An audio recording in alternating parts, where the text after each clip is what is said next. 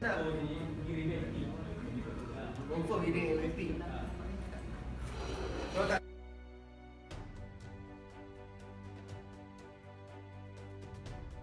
Nanti insyaAllah pihak minta UiTM bagi kebenaran gunakan video kamera dia lagi bagus lah, tak payah pakai ni lah.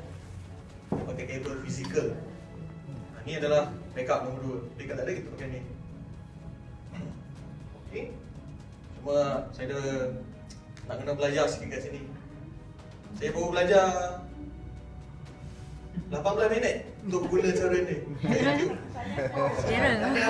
Kanan lah. Jadi dia dah. Nanti ambil CD diploma. Sebelum ni saya praktikal buat live feed. Walaupun bioinformatik, saya twistkan proforma dekat multimedia authoring tu untuk membenarkan saya praktikal dekat tempat ni. Basic alhamdulillah ada, cuma ni baru punya 2020 punya yang saya nak belajar lagi. So ambil masa sikit. Learning curve dia. Doakan saya berjaya. Kali dia UM student UM student bioinformation. UM. Bioinformation. Bio apa nama dia? Bioinformatik. Bioinformatik. Ataupun nama bahasa dia programming biology. Oh, dahsyat ni. Dia boleh buat virus ni. Cipta virus dia boleh. Dia boleh program genetik tu. Nampak? Kalau anak mata sempit kan boleh dia suka. Jadi genetik engineering tu. Download jin tu. Dekat apa ni? Tapi memang bioinformatik ada.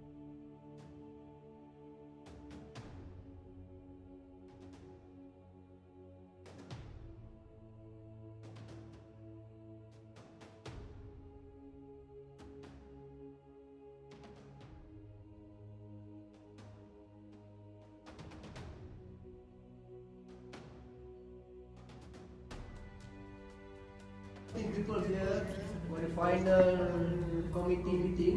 Together with us is the Dean of Faculty of Sport Science, Professor Muhammad Anizu from Malaysia, and also the Grandmaster of Silat, Aminuddin Anwar. Please introduce yourself first, John.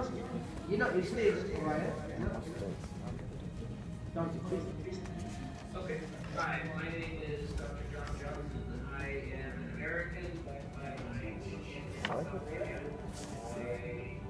here at the Department of Taekwondo, which is the College of Physical Education at a university in Daegu. And my research areas, I focus on the intersection of martial art, philosophy, pedagogy, and international relations. Yeah. This is a very important guy that tried to connect. Very much for organizing this. Organizing, yeah. Between the South and the North. Okay, Leonard, please introduce yourself. Please introduce yourself. Hello everybody, my name is Jan Malinowski, I am from Poland. I'm an instructor of Sikum Polonicum, Polish martial art, and my scope of research is to recreate, reconstruct this old Polish martial art, so this is what we are doing here in Poland. Okay. Thank you. So, stay. Yes,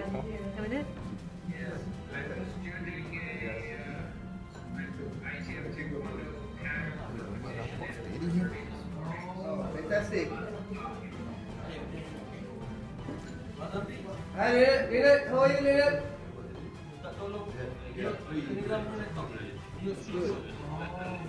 I know.